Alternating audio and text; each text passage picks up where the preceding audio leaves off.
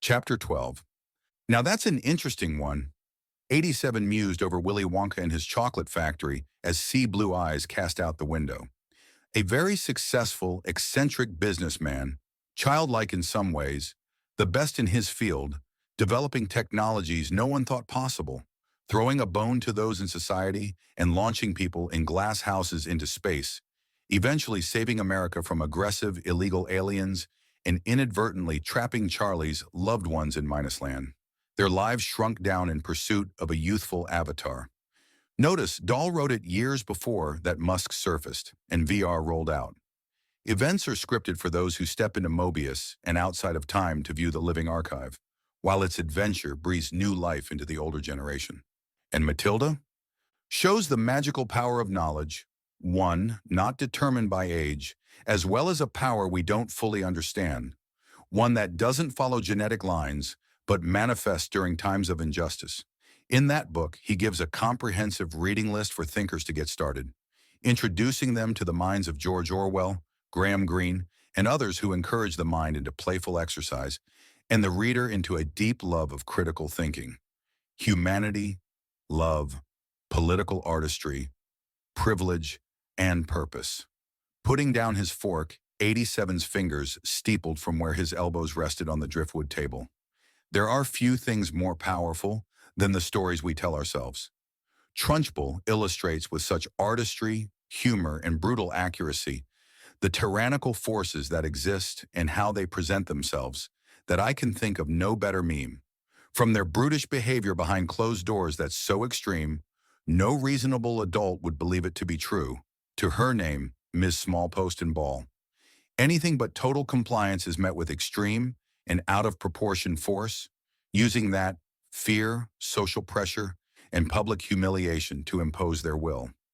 Trunchbull's a murderer who killed the father figure and frames it as suicide. She is anti-marriage, anti-children, and anti-logic, claiming that, in that school, she is God. 87 smirked.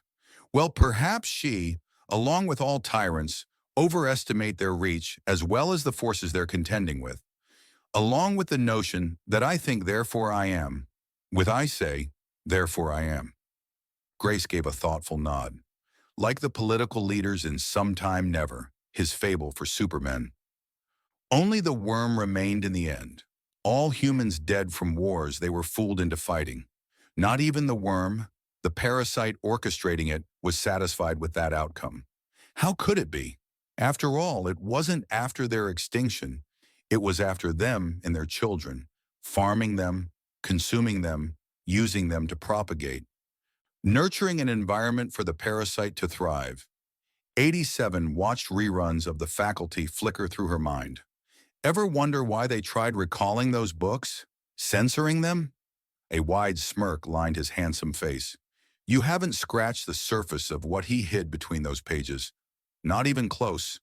He leant in, but to Grace's disappointment, she heard her bedroom door bump open into the foot of the bed. Felt consciousness rise on the tide that welled between them in the cafe, washing her back to her bed, the room exploding with light as Mum flung back curtains.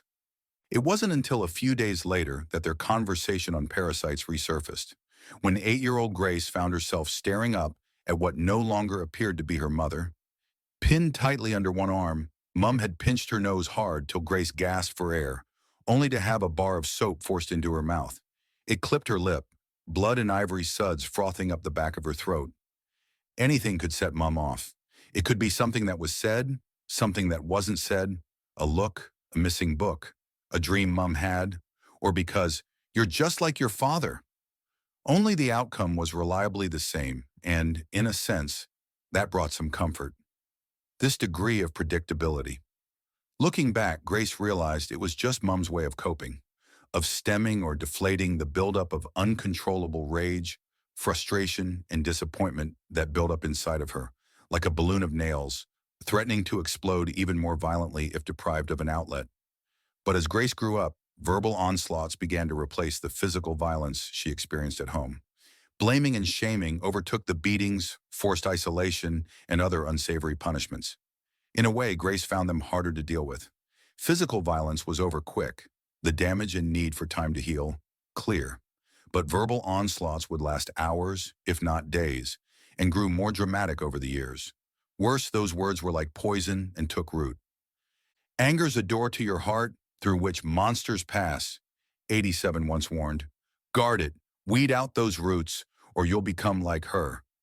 As the years rolled by and Grace grew up, Mum's outbursts became more reserved for Dad. She'd shout, hit, and chase him up the stairs to throw scolding tea over him. Between VR lessons, Grace heard Mum with a friend. If I'd have had a gun, I'd have shot him. With Mum, walking away made things worse. Answering her questions made things worse. Agreeing with her made things worse. And staying quiet made it worse. The sad truth of the matter is that her outbursts had happened for so long, the level of violence increasing so gradually as to seem normal. It wasn't all bad, you see. Mum really loved them. She would go out of her way to cook healthy meals, heavily support education, and she was fiercely protective over them. If something was wrong, she would fix it. If someone else put them at risk, she would protect them. So Grace grew up navigating a world of inversions, anticipating the unpredictable, becoming extremely perceptive and near expert at the mental gymnastics required to survive at home. Much of the time, she'd complete the daily assault course of emotional landmines, swim through verbal sloughs, coming up for air in her imagination around beautiful ideas and thoughts of great minds. Those minds challenged her, and those challenges saw momentum. Momentum that moved her in the opposite direction of this dismal situation. As she reached secondary school, she joined clubs, avoiding home where possible, and soaking up life's beauty from books. Everything comes so easily for you, not like the rest of us, her mother ground out over breakfast. Not all of us are born with confidence and a figure. Just wait till you turn 30 or have kids. Then you'll lose it all, you'll see. Because babies are born with confidence and a figure. 87 drawled in mock amusement at Grace's efforts to square away these cyclical arguments, though to his annoyance, nothing he said seemed to help. So, eat junk, he snapped. Don't exercise. Moan incessantly so you don't risk your health or happiness offending others. Because that, he raised a theatrical brow, will make the world a better place. Over time, with his tough love, Grace had become quite resilient.